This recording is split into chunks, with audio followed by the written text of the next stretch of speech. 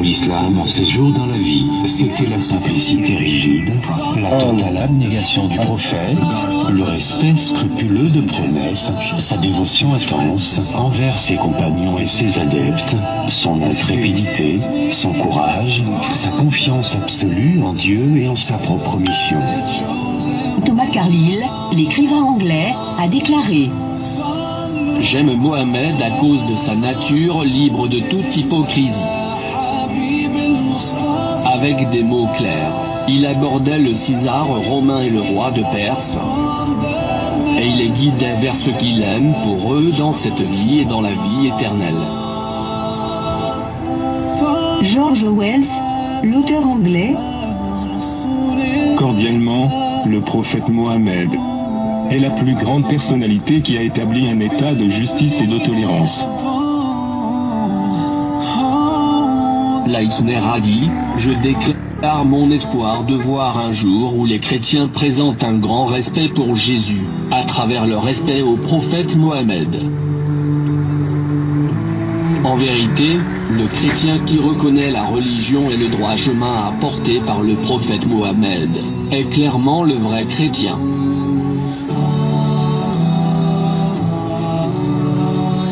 À l'Europe de demain, comme elle commence à être acceptable à l'Europe d'aujourd'hui. Du livre de Georges Bernard Shaw, L'Islam véritable. Maquillard, l'auteur du livre, largement vendu, 100, le classement des personnages les plus influents dans l'histoire, a choisi le prophète Mohammed comme le premier personnage de la liste. Il a dit: Le choix pour Mohammed pour occuper la liste des personnages les plus importants et influents du monde peut surprendre plusieurs lecteurs et se questionner. Il est le seul personnage dans l'histoire qui a suprêmement réussi sur les deux niveaux, à la fois le niveau religieux et c'est cette combinaison non parallèle entre laïcité et immense impact religieux que je sentais à propos du prophète Mohammed. C'est ce qui m'a guidé à le considérer comme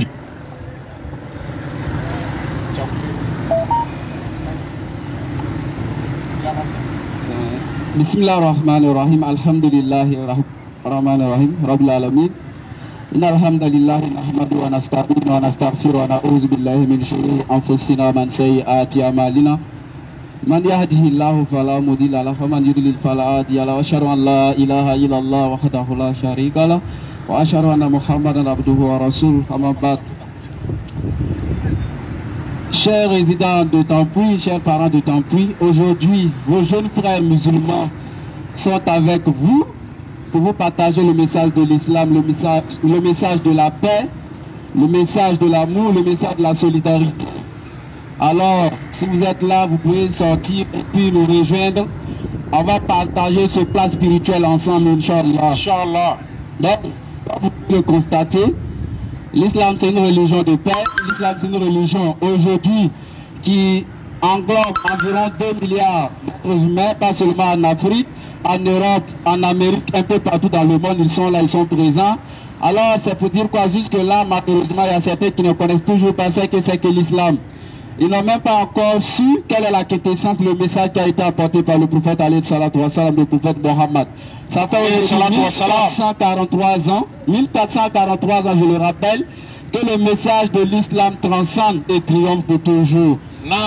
Les gens l'ont accepté partout dans le monde, sans coup d'épée, sans coup de fusil. Aujourd'hui, quand vous rentrez en Europe, vous allez trouver des gens qui se convertissent à l'islam. Quand vous allez en Amérique, vous allez voir des gens qui se convertissent à l'islam. Claire, allez-y dans les universités, dans l'administration de notre pays, les musulmans sont présents. Mais malheureusement, le grand public ignore encore jusque-là le fond du message qui a été apporté par le prophète alayhi salatu wa salam.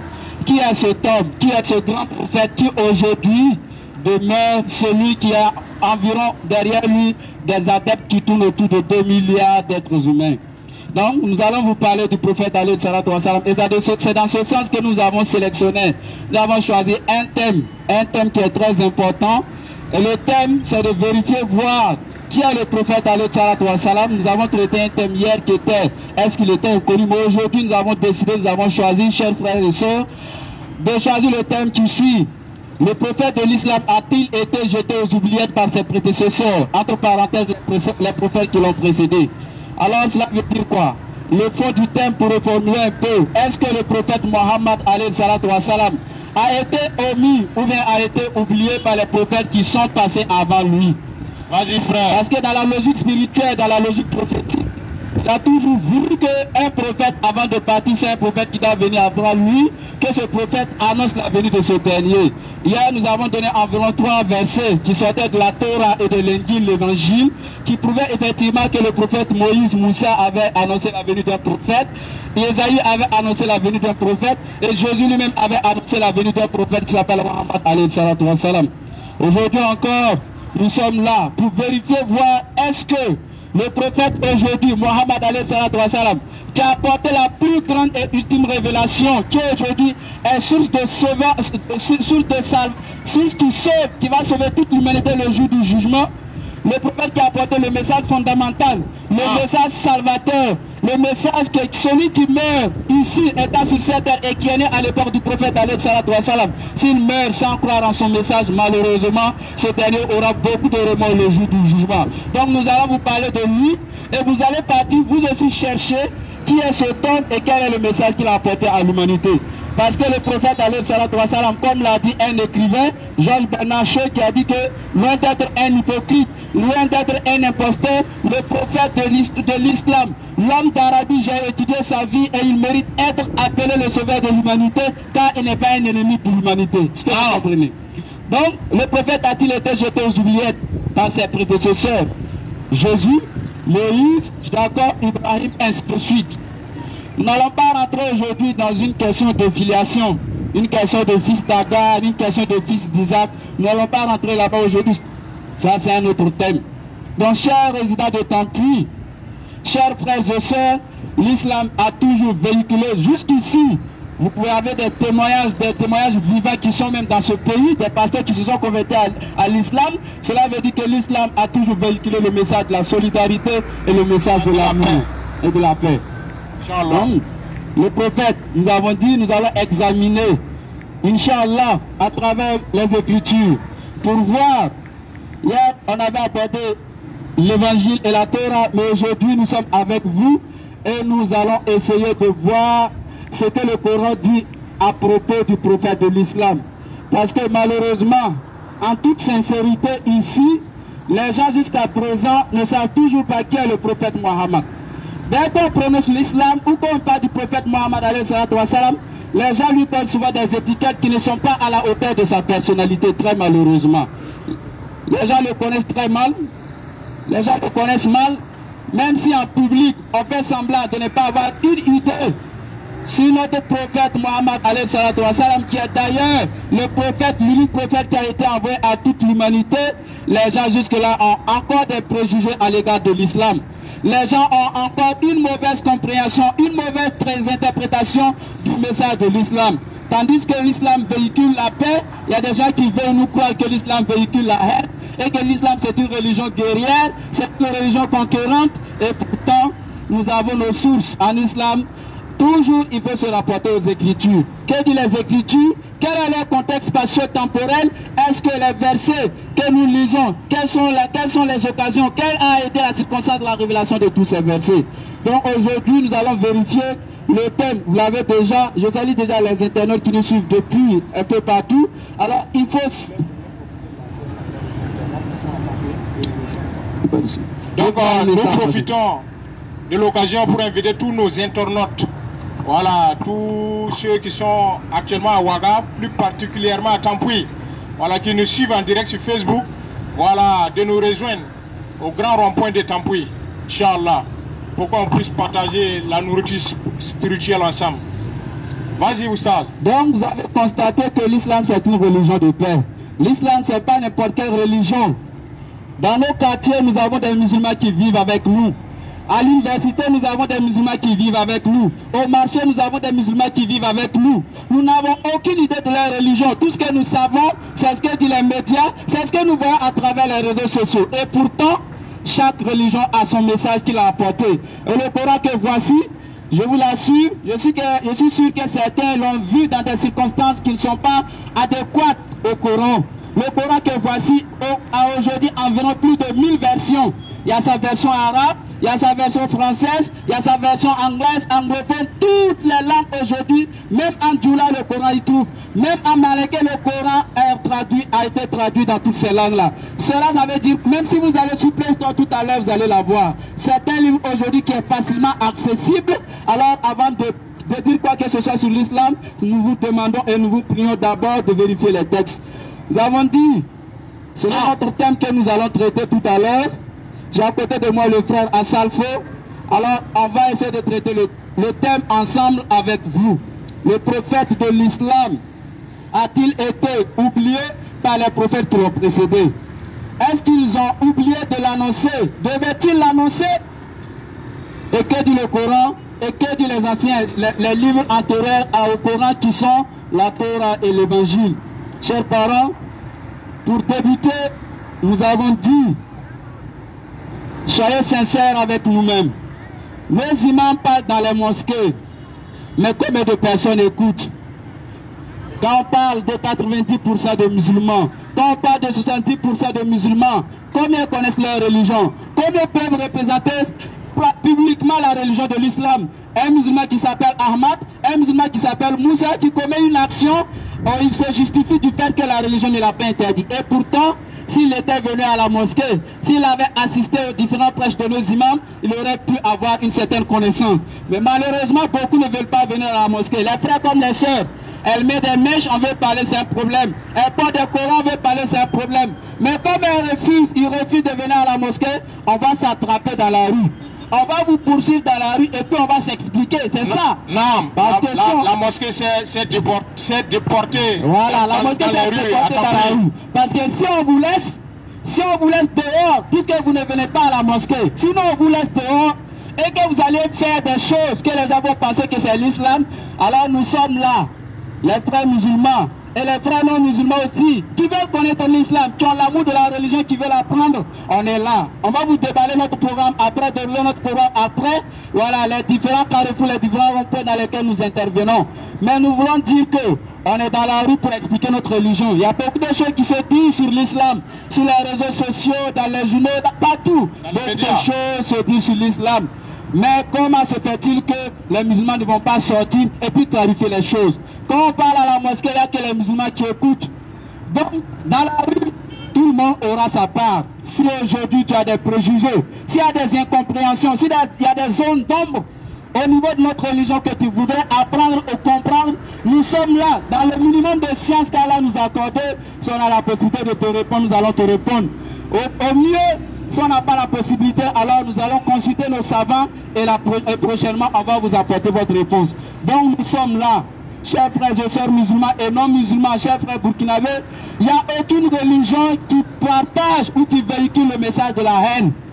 Aucunement. Si la religion était une religion de haine, personne n'aurait embrassé. Mais combien de personnes chaque jour aujourd'hui embrassent l'islam? Regardez les musulmans, regardez leur comportement. Regardez-les. Vous n'avez qu'à les regarder et puis prendre le Coran que voici et vérifier, voir quel est ce message. Alors le prophète alayhi salatu wa salam, chers nos musulmans, puisque c'est de là qu'il s'agit, et c'est de ça effectivement qu'il s'agit, le prophète alayhi salatu wa salam. Moi je suis un ancien chrétien, par la grâce d'Allah j'étais curieux, après la Bible j'ai lu le Coran et quand j'ai lu le Coran j'ai compris que c'est ce message-là, on doit croire. C'est à ce message-là qu'Allah nous appelle à croire.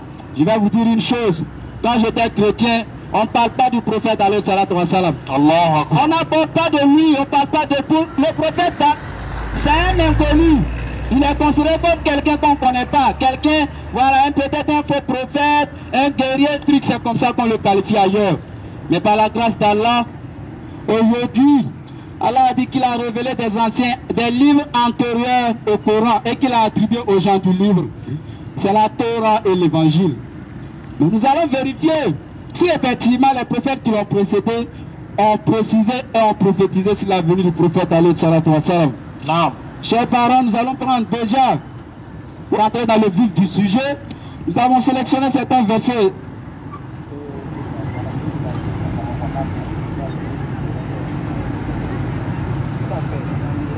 Vas-y frère. Donc vous allez voir par exemple ici, à partir de la deuxième sourate du Coran, la sourate chapitre 2, Al-Baqarah, verset 146, Allah parlant de la venue du prophète alayhi salatu wa salam et parlant des gens qui ont reçu le livre antérieur à lui, Allah les qualifie et il les précise qu'ils savent très bien que le prophète alayhi salatu wa salam est bien mentionné dans leur livre. Il a été prophétisé. C'est dans ce sens que, dans cette logique que la sourate chapitre 2, verset 146 nous dit, ceux à qui nous avons donné le livre, Ancien et Nouveau Testament, te connaissent comme ils connaissent leurs propres enfants.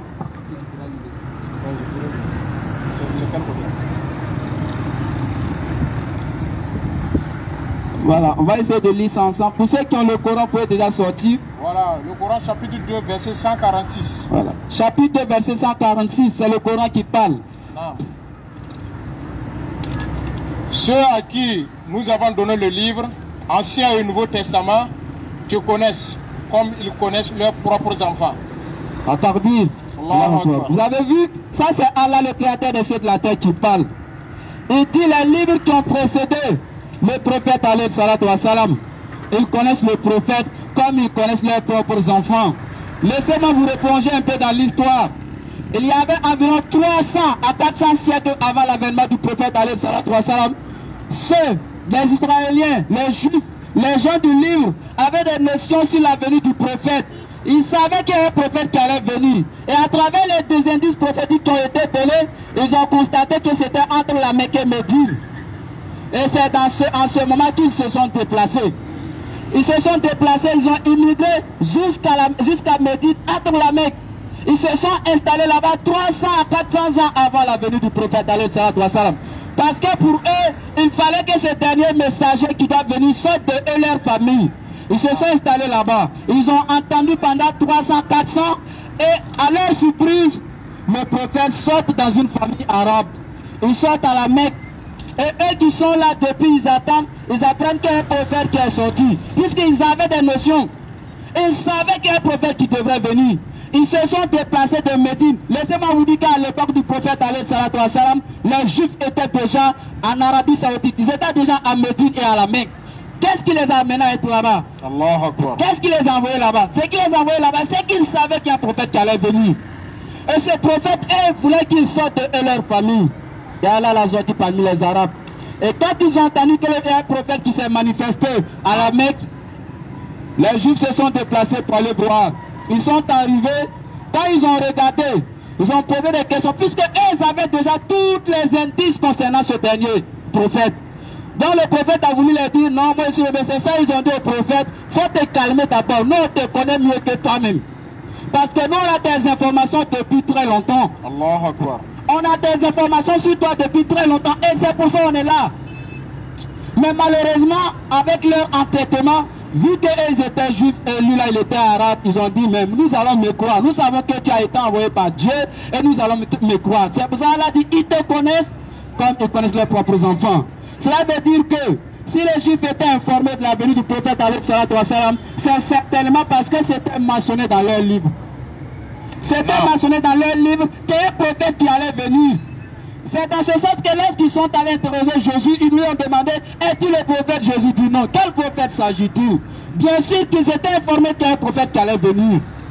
Donc Allah dit dans la sourate 2, verset 146, ils te connaissent. Les gens à qui nous avons donné le livre, ça veut dire les Juifs qui ont reçu l'Ancien Testament et le Nouveau Testament, qui ont reçu beaucoup de prophètes, ils te connaissent toi Mohammed alayhi salatu wa salam, comme ils connaissent leur propre Bible. Alors, c'est pour ça que je dis, on va traiter le thème. Le thème c'est de savoir, est-ce que le prophète alayhi salatu wa salam a été oublié par les prophètes qui l'ont précédé? S'il n'a pas été oublié par les prophètes qui l'ont précédé, alors nous allons nous convenir, nous allons tomber d'accord que le prophète alayhi salatu wa salam est un envoyé de Dieu, est le messager de Dieu. Et si nous convenons qu'il est un messager de Dieu, à partir de ce moment, d'abord vous avez la possibilité, le choix de rentrer dans l'islam, comme vous pouvez refuser, parce qu'en religion il n'y a pas de contrainte. Mais après ça, il faudra qu'on s'attende. Il faut qu'on arrête d'avoir une idée arrêtée sur l'autre. Il faut qu'on arrête effectivement de se comporter, de se regarder en chien de faïence. Tandis que les textes sont là, nous allons continuer. Nous allons donner un autre verset, qui est le verset de la sourate 6, sourate chapitre 3, à partir du verset 61. Ça, c'est Jésus qui va parler. Jésus va parler concernant la venue du prophète alayhi salatu wa salam. 6, verset 1. Surat 61, verset 6. Surat 61. Non, c'est ça, il avait... Surat 61. Pardon, Surat 66. Et Surat 6 autant pour moi. Ah oui. Surat 3, verset 144. Non. Mohammed n'est qu'un messager. Les messagers avant lui sont passés. Ça, c'est Dieu qui parle. Parce que d'abord, laissez-moi vous dire, qu'est-ce que le Coran? Le Coran est une révélation d'Allah qui a été révélée de façon fragmentaire. Et en fonction de chaque circonstance qui est arrivée au prophète alayhi salatu wa salam, Allah a envoyé l'ange Gabriel pour lui transmettre le message. Et c'est en cela, en chaque circonstance, il y avait des versets qui devraient descendre, des versets qui devraient être révélés pour que le prophète réponde et qu'il apporte la lumière sur tout ce qui allait se passer. C'est ça le Coran que vous voyez, c'est un document qui est le travail d'environ 23 ans. C'est du début jusqu'à la fin du Coran, ça a fait environ 23 ans avant qu'il ne s'achève. Ça ne veut pas dire que comme les gens ont l'habitude de dire, le Coran c'est un livre qui est descendu du ciel doux. Comme une manne, non. Le Coran est un livre qui a été révélé depuis le premier ciel et arrivé sur terre maintenant pendant 23 ans et ça répondait en fonction des circonstances. C'est ça que vous allez trouver par exemple dans le Coran des versets qui étaient pour un temps et qui étaient pour une circonstance bien précise. Après cette circonstance, le verset demeure mais son travail ne fonctionne plus. C'est par exemple le djihad aujourd'hui qui, par exemple, les conquêtes. On n'est plus dans cette circonstance, ce moment est révolu, il n'y a plus de possibilités. Tout ce qu'on a à faire, c'est d'appeler les gens à travers le Coran à l'islam, avec la paix et la bonne exhortation. Lisons ensemble le verset 144 du chapitre 3, Surat Al-Imran. Frère. Mohammed, reprends. Mohammed n'est qu'un messager. Les messagers avant lui sont passés. Mohammed n'est qu'un messager. Des messagers avant lui sont passés. Ça, c'est Dieu qui nous donne l'information. Parce que les gens avaient l'habitude de dire, mais bon, toi, il faut faire des miracles, il faut faire ceci, nous, on veut voir ceci, cela. C'est ça, Allah répond à ces personnes-là en leur disant, le prophète Mohammed, là, ce n'est qu'un messager. Il y a eu des messagers qui sont passés avant lui. Et si vous le prenez comme s'il était un Dieu, comme s'il devrait faire, il avait la possibilité de faire descendre quelque chose du ciel. Ils lui ont même demandé de faire descendre une échelle. Et le prophète Allah dit, son prophète là, il y a eu des messagers qui sont passés avant lui. Donc ça déjà c'est une preuve qui montre que le prophète alayhi salatu wa salam est un messager. Dans la lignée prophétique, il en fait partie. Il en fait partie. Nous avons aujourd'hui le Coran avec nous. Et je suis sûr qu'après cette intervention, par la grâce, Inch'Allah, les gens vont aller lire. Il faut que les gens commencent à chercher. Il faut que les gens commencent à chercher effectivement qui est le prophète alayhi salatu wa salam. Quel est le fond du message qu'il a apporté? Quel rapport y a-t-il entre les actions de certains musulmans ainsi que la religion proprement dite? Donc chers parents, nous allons continuer à donner les versets pour vous montrer effectivement que le prophète alayhi salatu wa salam n'a pas été oublié ni par Jésus, ni par le prophète Moïse, ainsi que les prophètes qui l'ont précédé. On continue. Coran chapitre 7, verset 157. Surat 7, verset 157. Le prophète illettré, il trouve mentionné chez eux dans la Torah et l'évangile. Ceux qui croiront en lui le soutiendront, lui porteront secours et suivront la lumière descendue avec lui. Ceux-là seront les gagnants.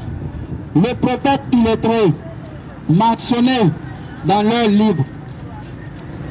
Attends, je vais voir le verset. Oui, dans les livres.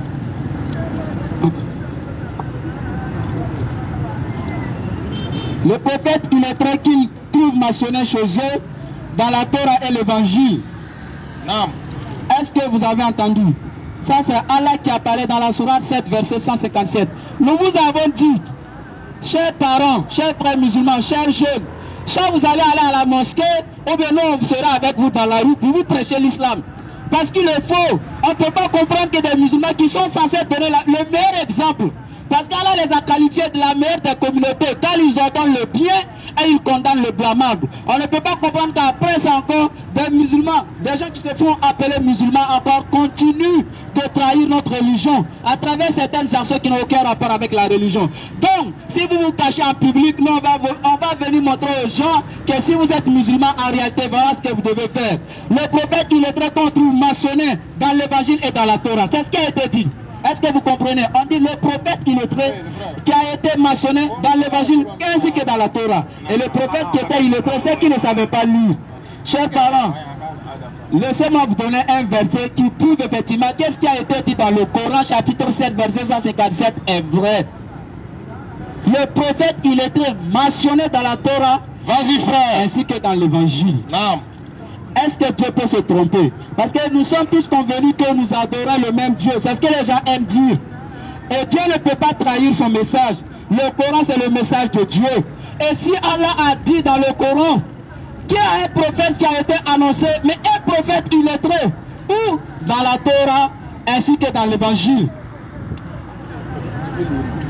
Et lisez avec moi un verset dans la Torah, puisqu'il faut des pauses. Il faut des preuves. Nous allons donner les preuves. Nous allons citer par exemple dans la Torah, chapitre 18, verset 18. Lisez avec moi ceci. Bon, on va aller d'abord dans Ésaïe chapitre 29, verset 12. Là, vous allez comprendre que le Coran ne ment pas. C'est parce que nous refusons de communiquer, c'est tout. On ne veut pas s'asseoir. Le chrétien est dans son coin et il a une idée arrêtée de l'islam. Le bouddhiste est dans son coin, il a une idée arrêtée de l'islam. Chacun est dans son coin, il colle des étiquettes à son camarade. À ton voisin qui est là, il est musulman. Vous riez ensemble dehors, vous êtes dans les marchés, vous êtes partout. Mais quand il s'agit de la religion, ah non, cela, ceci, cela, pendant que le message est là. En Europe, par exemple, c'est pas comme ici. En Europe, vous allez trouver que même les chrétiens lisent le Coran là-bas. Même les chrétiens lisent le Coran en Europe. En Amérique, c'est comme ça. Il y a souvent des chrétiens qui interpellent les musulmans. Qu'est-ce que tu fais à ton Coran? On n'a pas dit ça. Parce qu'ils lisent. Et ils ont dépassé ces problèmes-là. Ces rivalités, ils ont dépassé. Parce que quand tu es là, tu connais le Coran. Même si tu n'es pas musulman, tu peux même savoir ce que c'est que l'islam. Mais ici, malheureusement, chacun est dans son coin. Il ne veut pas aller écouter, il ne veut pas lire, il ne veut même pas poser question. Tout ce qu'il peut faire, c'est s'asseoir et puis dire mais c'est l'islam, hein? Oh, c'est les musulmans. Actuellement, nous vivons une situation sécuritaire un peu préoccupante. Qui sont ceux qui véhiculent les messages de paix? Les musulmans sont dans les mosquées, en train de pleurer. Il y a d'autres même qui coupent des larmes. Parce que ce n'est pas de l'islam. Revenons à notre sujet. Le sujet dit quoi? Le verset, chapitre 7, verset 150 nous dit le prophète, il est très mentionné dans la Torah ainsi que l'évangile. Ça, c'est Allah qui a parlé. Le problème avec les gens, c'est qu'il y a d'autres qui ont monopolisé Dieu et il faut arrêter cela. Il y a des gens, Dieu là, c'est pour eux. Genre, c'est pour eux seulement. Prophète, à part de là, quelqu'un a droit à avoir Dieu dans son cœur. C'est une erreur. Ils ont même demandé à l'époque du prophète, quand ils n'ont pas cru au prophète, Allah a dit au prophète, demande aux mécroyants, les mécréants, demande-les à savoir qui a créé les cieux et la terre. Ils ont dit c'est Dieu. Parce que si ce n'est pas Dieu là, il ne peut pas attribuer ça à quelqu'un d'autre. C'est ça le problème. Dieu là, ce n'est pas monopole de quelqu'un. Nous sommes tous été créés par Dieu. Donc chacun des cieux et de la terre, c'est Allah. Donc chacun a le droit de savoir exactement quelle est la conception de Dieu dans la religion de l'autre. Sinon c'est le Dieu qui nous a tous créés. Mais ce que nous devons apprendre à chercher, c'est quelle est la conception de Dieu dans sa religion. Moi, en tant qu'étant un ancien chrétien, quand on m'a dit de donner la conception de Dieu dans la religion chrétienne, je n'ai pas de problème. Mais est-ce qu'un chrétien ou soit un bouddhiste est capable de donner la conception islamique de Dieu? Donc c'est en cela qu'il s'agit. Dieu nous dit dans le Coran, son livre glorieux qu'il nous a révélé, un livre qu'il n'y a pas une parole humaine dedans, nous dit dans la sourate 7, verset 157, ce prophète illettré qui trouve mentionné dans la Torah ainsi que dans l'évangile. Le prophète illettré. D'abord, il faut savoir que le prophète Mohammed, c'est un prophète qui ne savait pas lire. Malheureusement, il n'est pas fréquenté. Même son propre nom, il ne savait pas lire. Il ne pouvait pas voir. Il sait pas ce que les Écritures ne connaissent pas. Regardez la pédagogie de Dieu. Dieu, c'est le plus grand pédagogue. Regardez sa pédagogie. Il envoie un dernier prophète avec l'ultime message qui est le Coran que voici. sans que ce prophète, ce messager ne soit quelqu'un qui soit instruit.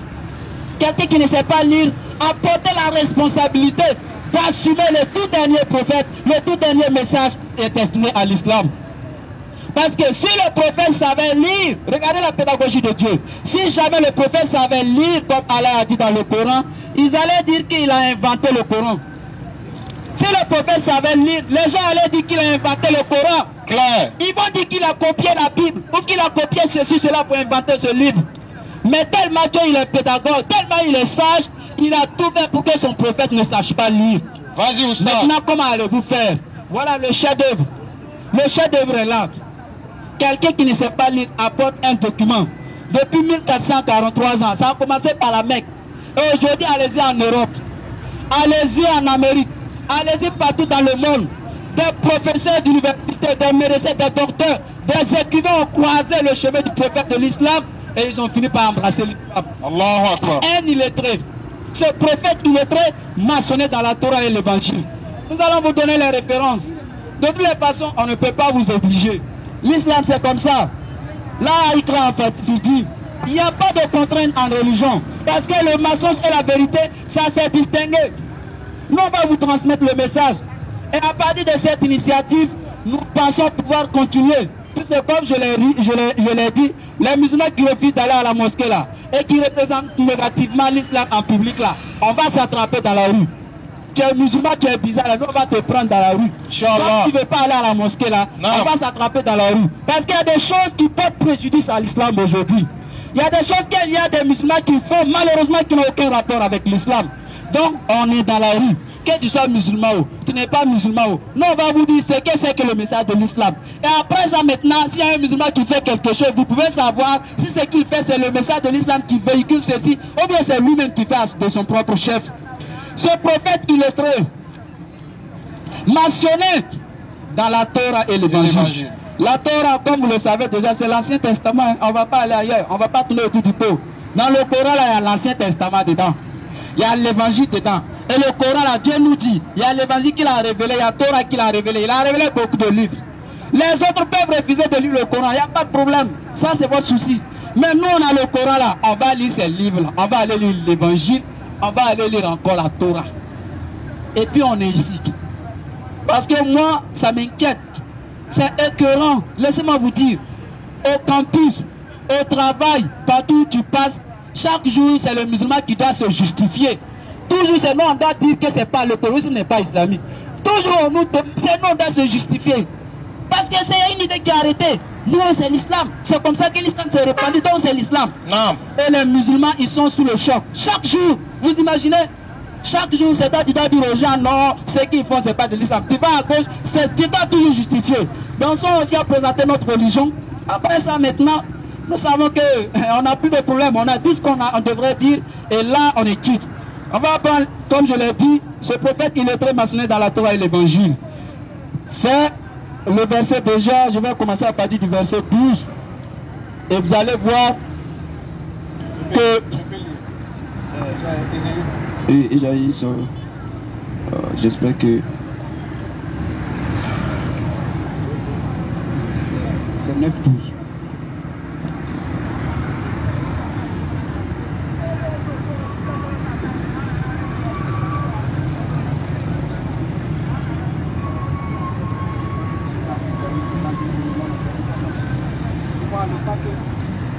Le temps que je cherche le verset, voilà, je devrais chercher dans Isaïe, malheureusement je me retrouvais dans Deutéronome.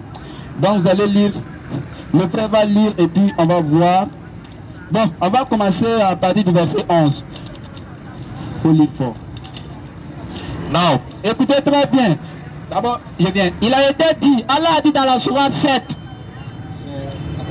Verset 10. À partir de 10 ici. Voilà.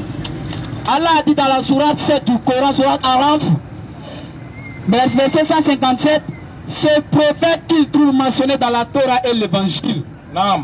Donc ça veut dire quoi? Le prophète a été mentionné là-bas. Mais est-ce que ça sera écrit Mohammed? J'ai dit un jour à un ami, il a dit montre-moi dans la Bible où il a été écrit, où Moussa, quelqu'un dit, quelqu'un viendra, il s'appellera Jésus. Non, on donne des indices. Même l'ange, même quand il s'est présenté à Marie dans Matthieu chapitre 1, verset 18, tu enfanteras un homme, un enfant, et il sera messager aux enfants, tu l'appelleras Jésus. Donc c'est quand ce messager arrive maintenant, qu'on donne son nom. Non, on ne va pas aller dire, non, montre-nous le nom. Non, c'est pas ça, on va vous donner les indices.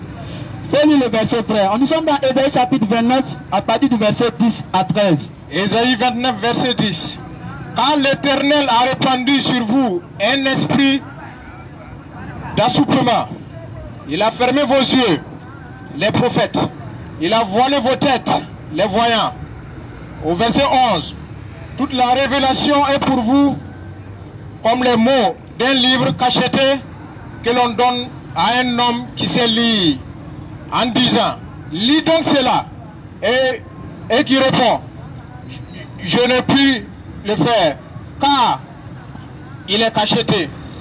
Au verset 12, ou comme un livre que l'on donne à un homme qui ne sait pas lire, en disant, lis donc cela, et qui répond, je ne sais pas lire. Je continue. L'âme.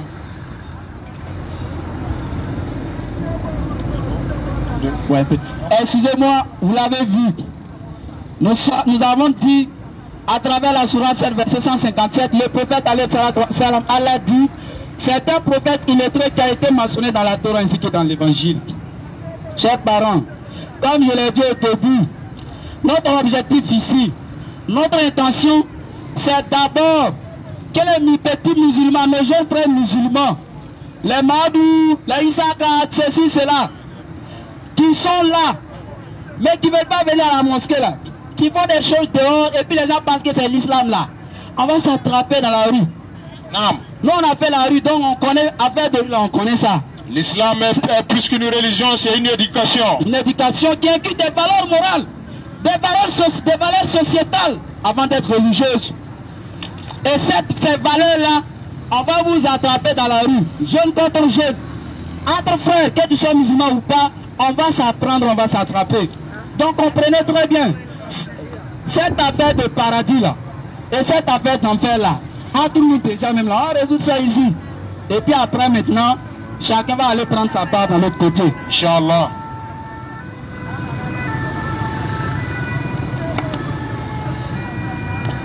Donc frères et sœurs, soyez fiers d'appartenir à l'islam. Ouais, soyez fiers, c'est une fierté. Voilà, c'est la seule religion qui peut nous procurer le salut. Quand moi je me suis converti à l'islam, vous ne pouvez pas comprendre dans quelle situation je me trouvais. Quand on recule il y a 10 ans, peut-être si vous me voyez qu'aujourd'hui, vous allez comprendre que l'islam, c'est plus qu'une affaire de s'asseoir pour aller voir. Il y a des gens qui connaissent le Coran, là, c'est chez les marabouts.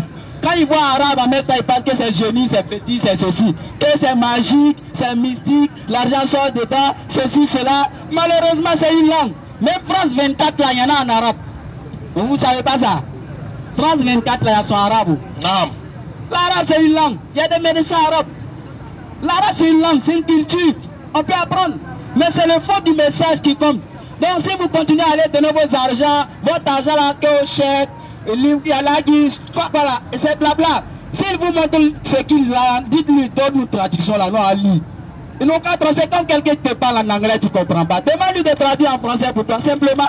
Là, vous allez comprendre que le Coran là, c'est pas seulement l'arabe là qu'il faut regarder. Il faut regarder le fond. Parce que la forme, souvent, ça trompe. Donc, ce prophète, il est très mentionné dans la Torah. Ce verset-là, on va prendre peut-être 2 heures. On va envoyer des centaines de versets ici. Mais nous allons prendre 1 ou 2. Pour ne pas trop vous fatiguer. On connaît l'esprit des gens. Preuve. Bon, lui n'a pas besoin de venir dire, si tu ne crois pas, je vais te faire ceci. Si tu n'acceptes pas, je vais te faire ceci. Comme si c'était quelque chose qu'on donne à quelqu'un à prendre ou à laisser. Non, l'islam, c'est pas comme ça, c'est un message. Et ce verset doit interpeller tout le monde, musulman ou non musulman. Non. Je ne vais pas dire chrétien. Moi, je vais dire mission. Quand on était au village, les missionnaires venaient, va croire en Jésus, sera sauvé sur le site. Ah, mais on croyait. C'est comme ça, tout le monde, chacun. S'il y a des chrétiens ici, vous avez été convaincus, non? Donc c'est comme ça. Et après, on vous a mis un catéchèse, vous avez lu ainsi, quand Dieu attend t'aimer le moins, ceci, cela. Vous avez lu. Et vous avez donné foi. Donc le Coran aussi, ça demande qu'on examine. Toute la révélation est pour vous comme les mots d'un livre cacheté que l'on donne à un homme qui sait lire en disant lis donc cela et qui répond je ne puis le lire car il est cacheté. Ou comme un livre que l'on donne à un homme qui ne sait pas lire en disant lis donc cela et qui répond je ne sais pas lire. Le Seigneur dit quand ce peuple s'approche de moi il m'honore de la bouche et des lèvres. Cette référence de toute la révélation, Dieu ne parle pas par énigme. Dieu n'a pas besoin d'utiliser trop de paraboles avec nous. C'est pour ça qu'Issa alayhi salam, Jésus, en son temps, quand il donnait une parabole que ses disciples ne comprenaient pas, lui-même entend l'explication. Parce qu'il ne faudra pas qu'après le départ, on commence à donner notre interprétation à ses dires. Tous les prophètes qui sont venus, ils ont bien expliqué les religions, ils ont bien expliqué les doctrines. Et sur ça, il n'y a pas de débat. On dit toute la révélation est comme un livre qu'on donne à quelqu'un qui ne sait pas lire. On lui demande de lire et il dit qu'il ne sait pas lire. Posez-moi la question de savoir quel est le rapport entre cela avec le prophète alayhi salatu wa salam. Le prophète était déjà adorateur puisqu'il suivait la religion d'Abraham avec l'avènement de l'islam. Et quand il a été saisi par l'ange Gabriel dans son lieu d'adoration, pour la première fois, le prophète a vu l'ange Gabriel. Ils ont un contact direct, il l'a embrassé et lui a demandé, lis, Ikra. Il dit, ne sait pas lire. Le prophète dit, ne sait pas lire. L'ange reprend encore, Ikra jusqu'à la troisième fois. C'est ça maintenant, il va dire, Ikra bismi rabbika allazi khalaqa, khalaqal insana min alaqa, Ikra wa rabbuka akram. Lis au nom de ton Seigneur qui a créé l'homme, qui l'a créé à partir d'une adhérence. Il ne savait pas lire. Non. Le prophète ne savait pas lire. Et là, lui dit de lire. Il va lire quoi? Il ne sait pas lire. C'est ça maintenant, l'ange maintenant, qu'on appelle le Saint-Esprit dans l'islam. Je le rappelle, le Saint-Esprit en islam, c'est l'ange Gabriel. Parce que tous les prophètes ont été visités par l'ange Gabriel. Même on dit quand Jésus a été baptisé, il est descendu comme une colombe. C'est pas un truc, c'est pas une figure emblématique, mais c'est l'ange Gabriel tout simplement. C'est lui qui est l'Esprit Saint. Et il a dit au prophète de lire, quand le prophète ne sait pas lire, c'est là maintenant il lui a fait lire. Et il a répété effectivement, mot pour mot, ce que l'ange Gabriel lui disait. Non. Donc vous convenez, toute la révélation est comme un livre qu'on attribue à quelqu'un qui ne sait pas lire. On lui demande de lire et il ne sait pas lire. C'est ça, Allah dit, c'est un prophète illettré. Illettré mentionné dans la Torah et dans l'évangile. Donc on prend un autre verset. Un autre verset qui est le verset de Deutéronome. On va lire Deutéronome d'abord. Pour que vous compreniez, quand on dit illettré là-haut, c'est quelqu'un qui ne sait pas lire. Donc quelqu'un qui ne sait pas lire là, comment tu vas l'éduquer? Imaginez vous allez en classe. Toi tu ne sais même pas lire A, B, C, mais il faut qu'on te parle. Si quelqu'un ne sait pas, c'est quoi on dit station, il ne sait pas lire. Il faut quelqu'un pour venir dire station, c'est ça. Donc le prof ne savait pas lire. Donc tout ce qu'il devrait dire là, il devrait entendre d'abord.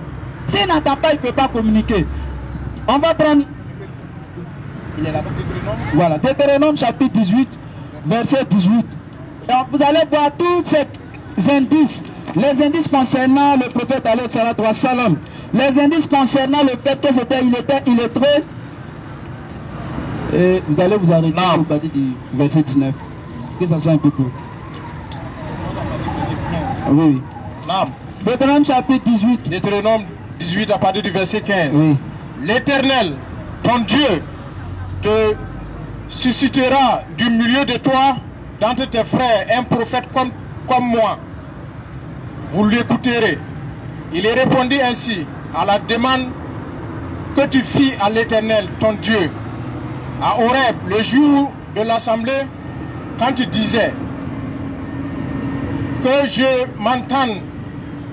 m'entende plus la voix de l'Éternel, mon Dieu, et que je ne vois plus ce grand feu, afin de ne pas mourir. L'Éternel me dit, ce qu'ils ont dit est bien. Je les susciterai du milieu de leurs frères un prophète comme toi. Je mettrai mes paroles dans sa bouche. Je mettrai mes paroles dans sa bouche. Je mettrai mes paroles dans sa bouche. Je mettrai mes paroles dans sa bouche. Très bien. Et il leur dira tout ce que je lui commanderai. Non. Vous avez compris? Je mettrai mes paroles dans sa bouche. Non. Et il dira tout ce que je leur ai commandé. Vous comprenez? Un prophète qu'on va mettre ça, c'est un bébé. C'est la Bible. C'est pas un bébé. Donc on va mettre la révélation dans sa bouche et il va réciter. C'est pour ça qu'il a dit dans le Coran, il nous appartient de te faire mémoriser le Coran et de le transmettre. Et l'ange Jibril a été son maître, le maître du prophète alayhi salatu wa salam. Donc ce prophète illettré, nous avons donné deux versets de l'Ancien Testament. C'est deux versets de la Torah. Puisqu'Allah a dit, mentionné dans la Torah et dans l'évangile. Or on sait que l'évangile c'est ce qui a été attribué à Isa alayhi salam. À Isa qu'il appelle le salut de Dieu sur lui, c'est lui à qui a été révélé l'évangile. Et Dieu dit, il a dit dans la Torah ici, dans l'évangile, nous allons interroger l'évangile pour voir effectivement. Mais avant d'arriver à l'évangile, nous allons revenir sur le Coran un peu, puisqu'on va évoluer. On va évoluer un peu avant de revenir sur l'évangile, vous allez comprendre. Je pense que on a sélectionné un certain nombre de versets. Sourate 61, verset 6. Sourate 61, verset 6. Et quand Jésus, fils de Marie, dit, ô enfants d'Israël, je suis vraiment le messager d'Allah envoyé à vous, confirmant de ce qui, dans la Torah, est antérieur à moi, et annonciateur des messagers à venir après moi, dont le nom sera Ahmad. Allahu Akbar. Dont le nom sera Ahmad. Allahu Akbar. Allahu Akbar. Vous avez vu? Est-ce que vous avez écouté? C'est le Coran qui parle. C'est ça, moi je dis, que ce soit à l'école, partout, aujourd'hui, moi j'ai des amis chrétiens. J'ai des amis aussi qui disent ceci. Approchez ceux qui ont des questions, des préoccupations, vous pouvez venir les poser, Inch'Allah. Il y en aura une phase de questions-réponses à la fin de l'intervention, s'il y en a, Inch'Allah.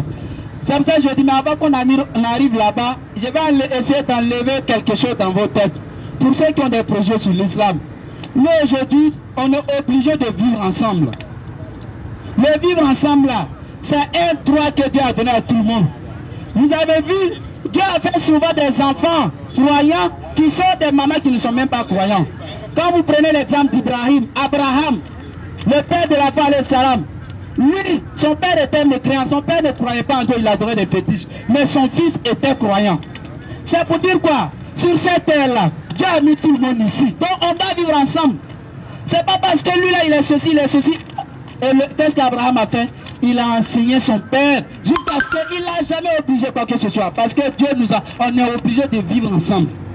Et dans ce vivre ensemble, il faut faire très attention. Il faut éviter de coller des étiquettes aux gens. Souvent, tu vois des gens qui s'asseyent et leur affaire, c'est de dire telle religion doit disparaître. Il faut qu'on fasse disparaître telle religion. Bon, or dans toi-même ta famille, là, moi là où je parle, là, mes parents ne sont pas totalement des musulmans. Dans vos familles, chacun dans sa famille. Nous, on est au Burkina, ici, on est dans la réalité. Dans la réalité, là, chacun, soit il y a des musulmans, chrétiens, bouddhistes, des adorateurs de fétiches, partout dans nos familles. Mais pourquoi quand on est là, on a quelque chose dans la tête comme si c'est quoi ça?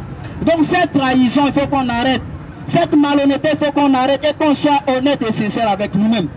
Pendant que tu es en train de parler mal de l'islam, tu as tes parents aussi qui sont musulmans. Donc qu'est-ce que Jésus, Allah a dit concernant le départ de Jésus? Avant d'arriver à l'évangile, c'est ce que je disais, la sourate 61, verset 6, et quand Jésus, fils de Marie, dit, ô enfants d'Israël, je suis vraiment le messager d'Allah envoyé à vous. Ô enfants d'Israël, je suis vraiment le messager d'Allah envoyé à vous, confirmant de ce qui, dans la Torah, est antérieur à moi, et annonciateur des messagers à venir après moi, dont le nom sera Ahmad. Est-ce que vous avez compris? C'est pour ça que je dis, on va partir de façon logique et chronologique, pour que vous compreniez. On s'est stoppé au niveau de la Torah en vous donnant le chapitre 29 d'Ésaïe, verset 12, ainsi que Deutéronome chapitre 18, verset 18. Avant d'arriver à l'évangile, nous allons vous donner le verset coranique qu'il vient de lire. Et quand Jésus, fils de Marie, dit, ô enfants d'Israël, je suis vraiment le messager d'Allah envoyé à vous, confirmateur de ce qui est dans la Torah. Dans la Torah.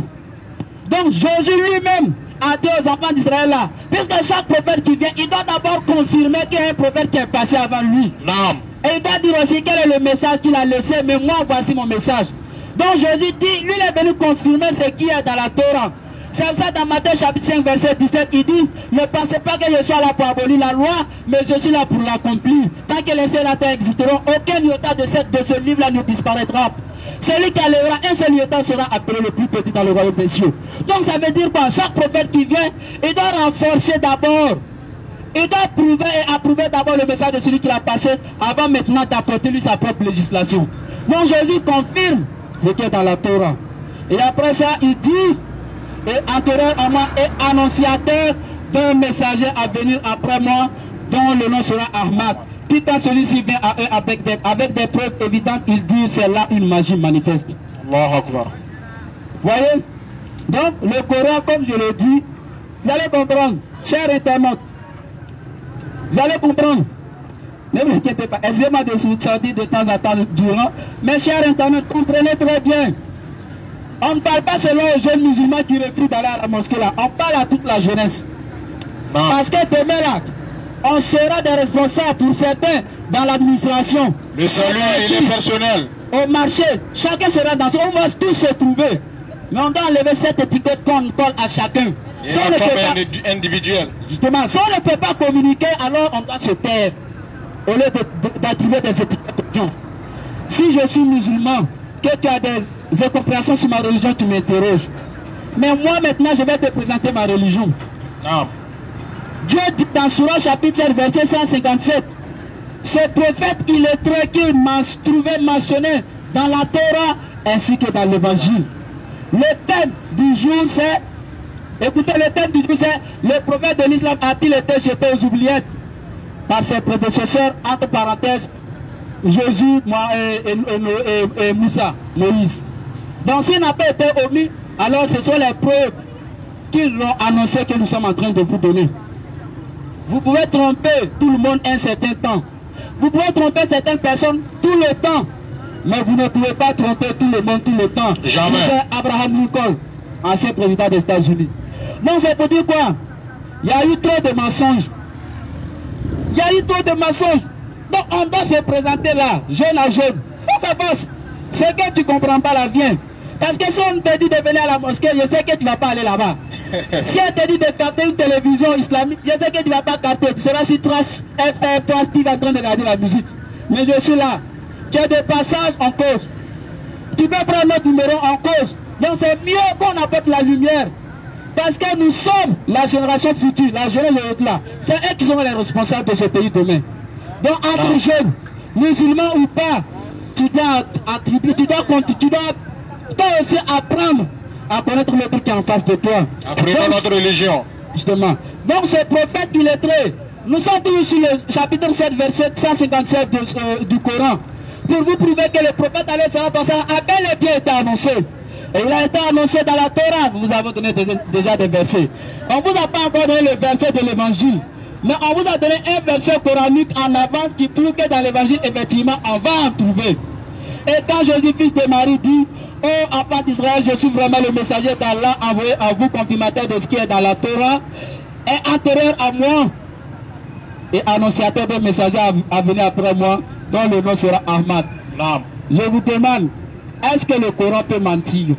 Jamais. Est-ce que Allah peut mentir? Jamais. Oh! Allah peut nous mentir, Dieu ne peut pas nous mentir. Ça c'est le Coran. C'est le propos d'Allah. Il n'y a pas parlé d'un être humain dedans.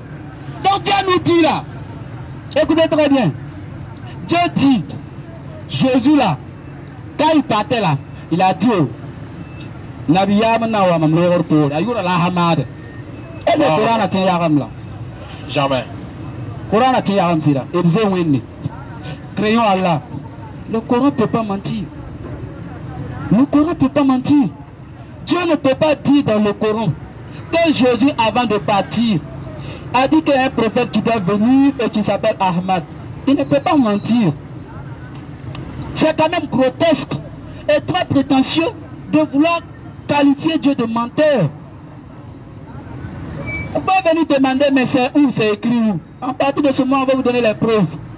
Quand on va vous donner les preuves, si vous voulez, vous pouvez quoi? Vous refuser. Mais tout de suite, n'apportez pas un jugement. Donc, revenons à l'évangile. Non. Frère, oui. Vous pouvez prendre Bon, je pense que j'avais déjà sélectionné le verset.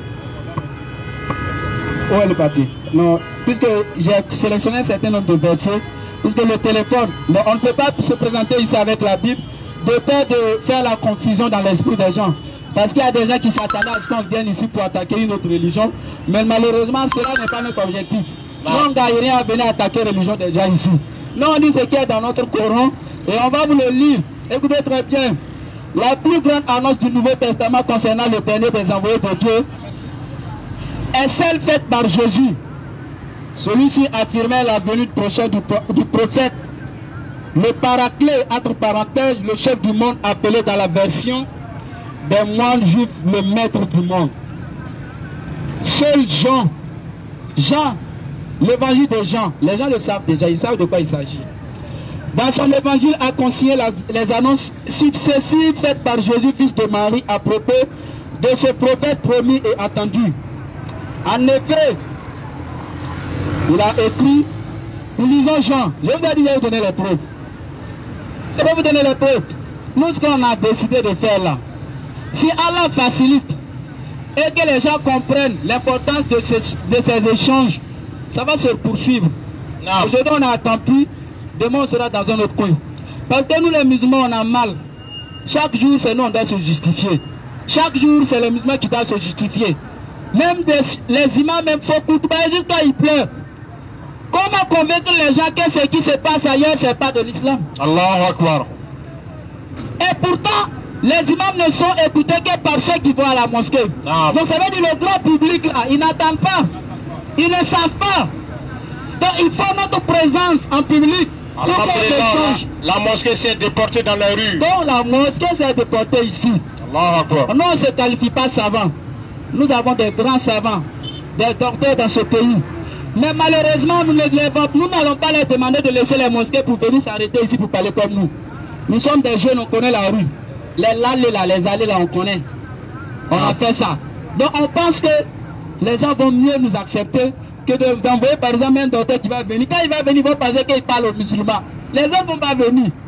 Mais avec nous, entre frères qu'ils soient musulmans ou pas, il va vouloir s'intéresser de quoi s'agit-il. Et à partir de cela, nous pensons que le lien de fraternité qui est entre nous va se renforcer. Il faut de la solidarité dans ce pays. Il faut une ouverture d'esprit. Il faut que quand tu vois ton frère musulman ou chrétien en face, tu saches déjà sa croyance. Parce que si tu connais la croyance de ton frère en face là, il n'y a plus de problème. Avant c'était de Noël. Donc tu plairais que non, j'ai donné le repas à mon voisin, il n'a pas pris ceci, cela. Non, c'est parce que vous ne vous connaissez pas. Est-ce que vous comprenez? Si toi tu comprends, si tu connais la religion de ton frère là, il ne va pas te fatiguer.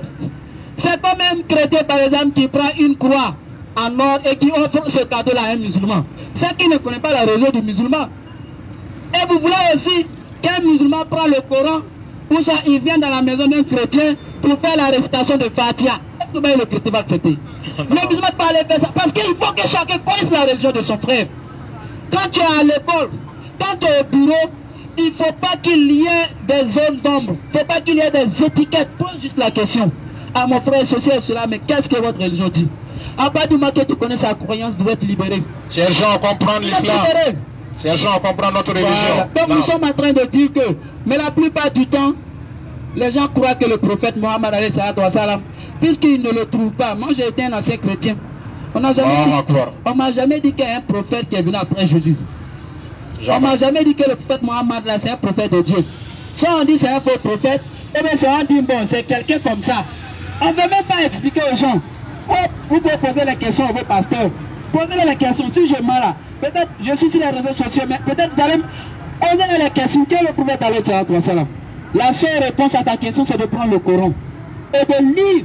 Va pas apprendre l'islam si tu veux connaître l'islam. Ne regarde pas les musulmans en voulant connaître l'islam. Tu ne peux jamais connaître l'islam à travers les musulmans. C'est pas possible. Parce que les musulmans, c'est des humains, ils ont des manquements. Un Madou qui est assis dans un bar, un Madou qui est assis dans un maquis, un Ahmadou qui est en train... Là, tu ne peux pas prendre ça pour dire c'est l'islam. Mes chers frères et sœurs, ce prophète mentionné, il est très mentionné dans la Torah et l'évangile. Pensons à l'évangile. Voyons dans l'évangile qu'est-ce qui a été dit.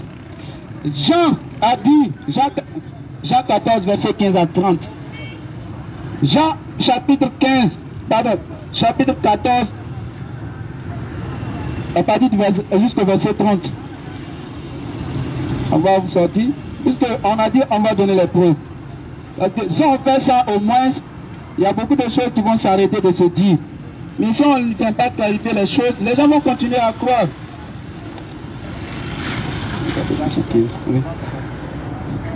Aussi dans Luc, Jean 14, verset 15 à 30. Bon, ouais, 15 à 30. C'est long, c'est long, c'est long, mais pour que ça soit dans le contexte, pour qu'on n'en fait pas d'un seul verset un prétexte. Parce que les gens là, ils sont passés mettre dans ce art là. C'est prendre un seul verset et puis vouloir justifier. Oh, le verset doit être dans son contexte. Quand c'est comme ça, c'est encore plus explicite. Frère, lisons. Jean 14, à partir du verset 15. Si vous m'aimez, vous garderez mes commandements. Et moi, je prierai le Père et il vous donnera un autre consolateur, afin qu'il demeure éternellement avec vous. L'esprit de vérité que le monde ne peut recevoir parce qu'il ne le voit point et ne le connaît point. Mais vous, vous le connaissez, car il demeure avec vous et il sera avec vous. Je ne vous laisserai pas orphelin. Je viendrai à vous encore un peu de temps et le monde ne me verra plus. Mais vous, vous me verrez car je vis et vous vivrez aussi. En ce jour-là, vous connaîtrez ce que je suis à mon Père, que vous êtes à moi et que je suis en vous. Celui à qui mes commandements et qui les garde, c'est lui qui m'aime. Et celui qui m'aime sera aimé de mon Père. Je l'aimerai et je me ferai connaître à lui. Jude, non, pas l'Escario, lui dit, Seigneur, d'où vient ce que tu feras connaître à nous et non au monde? Jésus lui répondit, si quelqu'un m'aime, il gardera ma parole et mon Père l'aimera. Nous viendrons à lui et nous ferons notre demeure chez lui.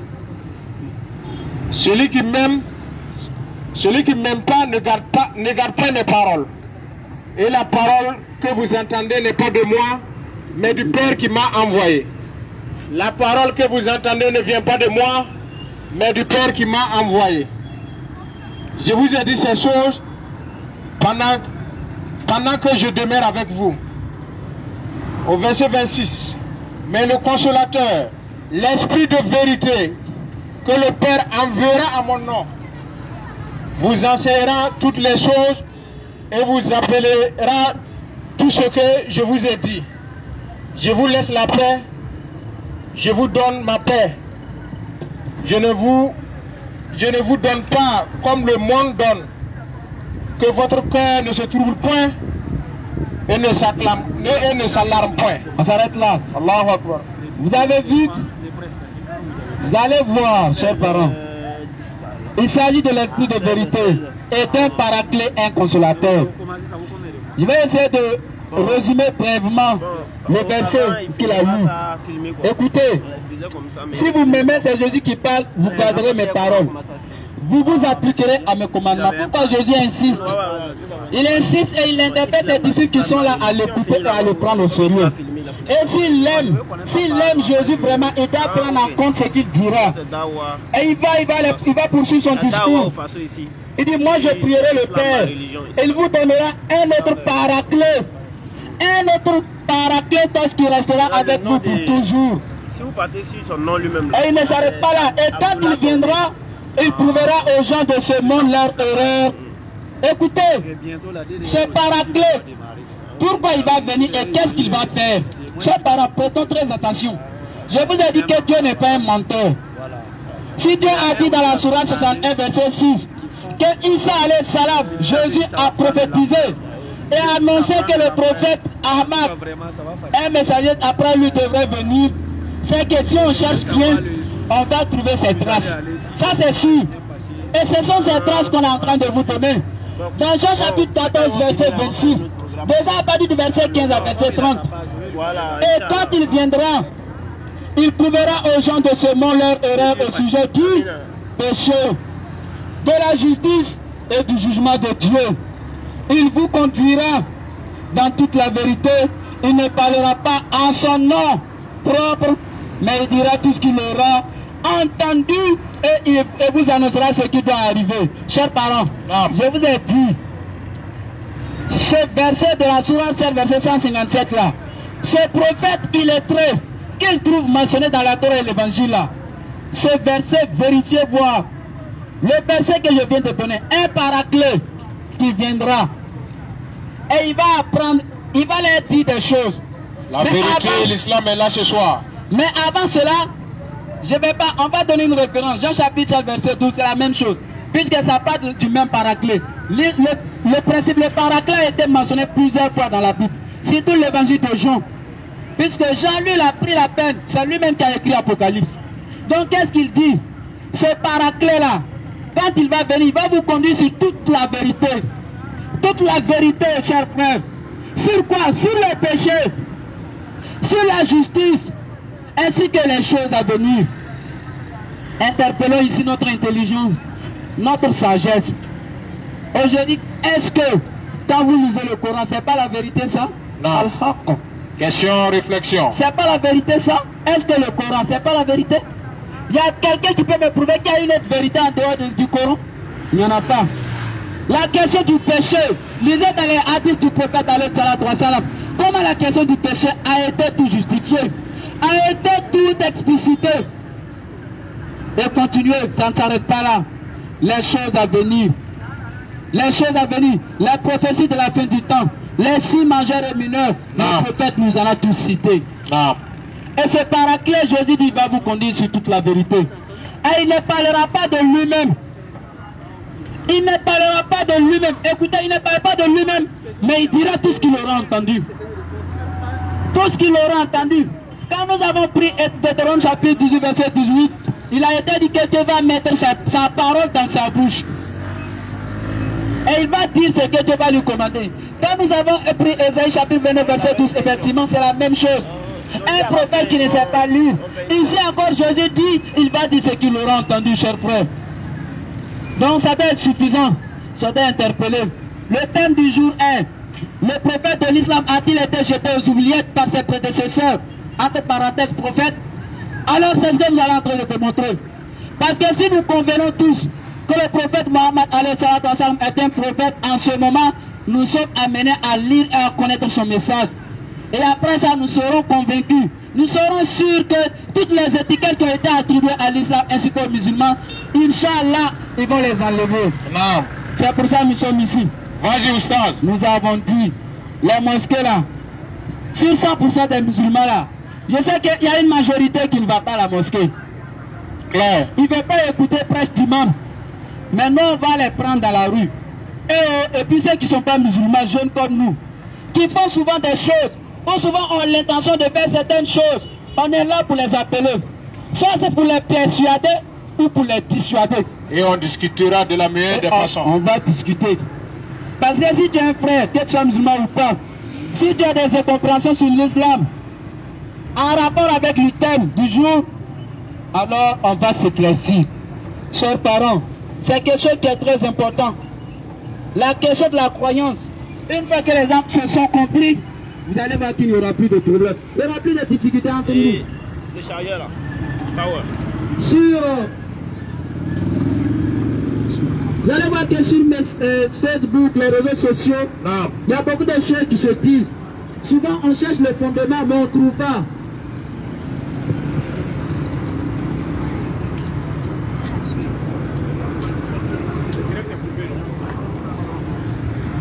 Alors, comment? Ça continue? Oui. D'accord. Donc, ce prophète illettré, c'est ce que nous sommes en train de vous dire. Pour que demain, si tu vois un musulman, et que tu dis, parce que moi j'ai toujours dit, j'ai été un ancien chrétien. Et s'il s'agit de la Bible, j'avais cru. Et on ne m'a jamais parlé du prophète Mohammed. Parce qu'il était inconnu. Parce qu'on nous a toujours convaincus que ce n'est pas un prophète de Dieu. Non. Et donc on ne parle pas de lui. Subhanallah. On ne parle pas des musulmans. On ne va pas demander ceux qui sont ici. S'il y a des chrétiens ici, On peut lui poser la question, est-ce que le prophète Mohammed, est-ce que vous le connaissez que c'est un prophète? Est-ce qu'il a été mentionné? Non. Il faut être dans l'islam pour pouvoir savoir qu'il a été mentionné. Et c'est pour ça qu'Allah a dit, il a été mentionné. Un prophète, il est mentionné dans la Torah ainsi que l'évangile. Et il donne encore la référence de la Sourate chapitre 61 verset 6 où Jésus dit, après moi viendra un prophète qui s'appellera Ahmad. Donc chers parents, la sincérité c'est quelque chose qui est très important. La franchise c'est quelque chose qui est très important. Donc on est ici pour vous éclaircir. Le prophète Jésus dit, il vous conduira dans toute la vérité. Un paraclet. Et on dit même l'esprit de vérité. Et il va vous apprendre sur ce qu'est le péché, ce qu'est la justice, ce qu'est la vérité même, il va vous apporter. Je vous pose la question. Ça fait aujourd'hui combien d'années que Jésus est passé? Donnez-moi un seul document. Donnez-moi des preuves qui militent en faveur de ces propos. Donc vous allez trouver que ça sera difficile. Seulement c'est dans le Coran et dans la vie du prophète alayhi salatu wa salam que vous allez trouver cela. C'est ça que vous allez trouver, je vais lire par exemple. Il y a des auteurs qui se sont prononcés sur le prophète Mohammed alayhi salatu wa salam. C'est la difficulté qui se pose aujourd'hui. Les gens là pour la plupart, ils veulent critiquer. Ils veulent parler de l'islam même s'ils ne savent rien. Quelqu'un qui veut discuter avec toi, mais il ne connaît même pas le Coran. C'est la première des choses. Si au moins tu as une idée de ma foi et de ma croyance, à travers le livre sur lequel je crois fermement, à partir de ce moment, vous allez voir que nous allons nous en sortir. Maintenant, un écrivain, avant de poursuivre sur le prophète alayhi salatu wa salam, Alphonse de Lamartine, poète, romancier et dramaturge français, 1790 à 1869, voilà ce qu'il dit sur l'islam et le prophète alayhi salatu wa salam. Écoutez très bien, c'est très important. Écoutez. C'est un pseudo-intellectuel qui se promène là. Écoutez. Écoutez. Dramaturge français, Lamartine dit, si la grandeur du dessin, la petitesse des moyens, l'immensité de la réussite sont les trois mesures du génie de l'homme, qui osera comparer humainement un grand homme de l'histoire moderne à Mohammed? Les plus fameux n'ont remué que des armes, des lois, des empires. Ils n'ont fondé quand ils ont fondé quelque chose que des puissances. Ils n'ont fondé quand ils ont fondé quelque chose que des puissances matérielles qui s'écroulèrent souvent avant eux. Celui-là a remué des armées, des législations, des empires, des peuples, des dynasties, des millions d'hommes sur un tiers du globe habité, mais il a remué de plus des auteurs, des dieux, des religions, des idées, des croyances, des âmes. Sa patience dans la victoire, son ambition, toute idée nullement d'empire, sa prière sans fin, son triomphe après le tombeau atteste plus qu'une imposture, mais une conviction. Ce fut cette conviction qui lui donna la puissance de restaurer un dogme. Ce dogme était double, l'unicité de Dieu et l'immatérialité de Dieu. L'un disant ce que Dieu est et l'autre disant ce que Dieu n'est pas. Le renversant avec le sabre des dieux mensongers, l'autre inaugurant avec la parole d'une idée philosophe, orateur, apôtre, législateur, guerrier, conquérant, idée, restaurateur de dogmes rationnels, d'un culte sans image, fondateur de 20 empires terrestres et d'un empire spirituel. Voilà Mohammed à toutes les échelles, où l'on mesure la grandeur humaine, quel homme fut le plus grand. Chers parents, ça c'est Lamartine qui a parlé, c'est pas aujourd'hui, il y a très longtemps. Donc ça veut dire le prophète alayhi salatu wa salam, il faut que vous le connaissiez. Il faut que vous le connaissiez, chers parents, pour qu'entre nous déjà là, on sache la position de chacun. Si vous lisez, si vous prenez la référence que nous avons donnée, ce sont des références qui sont claires. Dieu ne peut pas mentir. Il y a des références aussi dans la Torah et l'évangile. Donc, chers parents musulmans et non musulmans, aujourd'hui nous sommes en tant pis. Peut-être dans la semaine, on va faire notre programme dans un autre coin. Pour qu'on apprenne à communiquer. Le manque de communication peut créer une fatalité entre nous. Parce que quand tu vas au campus, des gens ils ont des discours de haine. Ils ont des discours qui n'ont aucun rapport avec l'islam, tout simplement parce qu'ils ne connaissent pas. Mais pour qu'ils apprennent, d'abord ils ne vont pas aller à la mosquée, nous le savons, maintenant on va se prendre dans la rue. On va se prendre dans la rue. Au lieu de rester sur Facebook, sur WhatsApp, on est là. On va se rejoindre face à face et puis on va échanger. Vous allez voir qu'après les échanges, tout ce qu'on a sur nous, les idées, les étiquettes vont disparaître, Inch'Allah.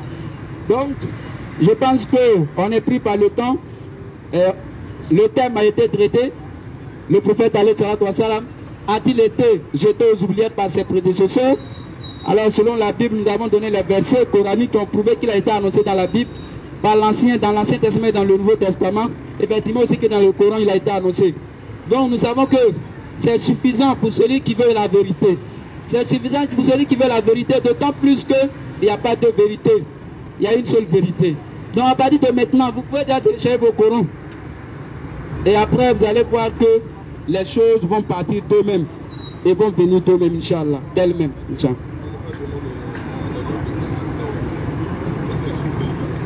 Donc, comme on a un peu pris par le temps, voilà, ceux qui peuvent nous suivre, continuez à vous abonner à nos pages. Voilà, l'islam, religion de paix et la dawa au Faso. Voilà, abonnez-vous massivement et invitez vos amis à aimer la page, Inch'Allah. Donc, on reprend. Donc, voilà, on reprend. Voilà, la dawa au Faso. La dawa au Faso, vous tapez sur Facebook, la dawa au Faso. Voilà, nous sommes en direct actuellement. Voilà. Islam, religion de paix. Et puis la page, l'islam, religion de paix. Voilà, c'est une page qui a été nouvellement créée. Il n'y a pas de cela 2 jours pour la circonstance. Pour qu'entre jeunes, on échange. Voilà, on échange pour que certaines choses n'arrivent pas, Inch'Allah. Pour que certaines choses n'arrivent pas, c'est pour ça qu'on est sur le terrain. Donc vous allez aimer la page. Vous pouvez aussi nous envoyer des messages et si vous pouvez aussi savoir notre itinéraire sur la page, ainsi de suite, et puis partager avec beaucoup de personnes pour que chacun puisse venir s'il a des incompréhensions. Il y a des gens qui ne veulent pas aller voir l'imam ou ainsi de suite. Si vous nous posez la question qu'on n'est pas à mesure de répondre, on va aller consulter nos savants et puis on va venir vous apporter la réponse. Donc on ne sait pas si après, il y a des gens qui ont des questions concernant le thème qui a été abordé, juste 10 minutes comme ça, puisqu'on est déjà pris par le temps. S'il n'y en a pas, je pense qu'on va remercier Allah qui nous a facilité notre présence ici, cette intervention. Et nous prions Allah, voilà, que cette initiative qui a été prise puisse se poursuivre. Et que ça soit un impact aussi pour le vivre ensemble dans notre pays. Inch'Allah. Tout ce qu'on est là, c'est pour ça. Si on ne communique pas, un jour, quelque chose peut péter. Voilà, donc nous prions que les gens vraiment qui ont l'amour de ça, de la solidarité, de la cohésion sociale, de vivre ensemble, puissent comprendre l'initiative et l'intention qui nous anime à être là. Qui nous amène à être là, à être nous-mêmes imbus de nos valeurs religieuses. Et qu'on s'accepte mutuellement. Et qu'on accepte aussi que dans nos familles, il y a tout le monde là-bas. Donc, et qu'on arrête de se regarder en chien de faïence et que d'attribuer des étiquettes à certaines personnes. Donc, chers parents, musulmans ou non musulmans, vous serez invités dans nos lieux de rencontre d'échange. Vous allez poser vos questions, on va échanger, Inch'Allah. Et ça sera quelque chose qui est très important. N'ayez pas à l'esprit quelque chose qui va venir créer un genre, on va aborder des sujets qui divisent. Non, nous n'allons pas aborder des sujets qui divisent, mais nous allons toujours aborder des sujets qui vont nous rassembler, des sujets qui vont nous mettre dans la confiance et dans la sincérité, sans que quelqu'un ne soit frustré et ne soit touché, Inch'Allah. Donc que tu sois femme, ainsi frère, on sera là, on va vous donner notre programme et Inch'Allah, on va s'attraper. C'est pas si le frère a quelque chose à ajouter, Inch'Allah. Le frère Assalfo, hein, Assalfo. Voilà. Donc nous remercions toute la population de Tampoui qui nous a accueillis. Donc qu'Allah subhanahu wa ta'ala veille sur notre pays, qu'Allah ramène la paix, qu'Allah fasse de nous des musulmans pieux et sincères. Amin.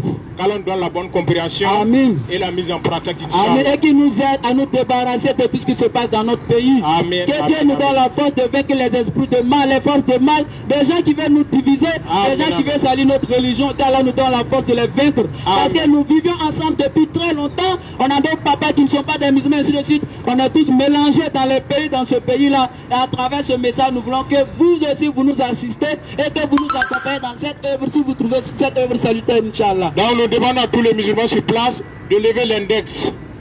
Ashhadu, Ashhadu, an, la ilaha, illallah, wa ashhadu, anna, Muhammadan, Rasulullah. Salam alaikum. Salam alaikum. Donc on s'arrête là, chers parents. Au revoir, chers internautes. À la prochaine, Inch'Allah.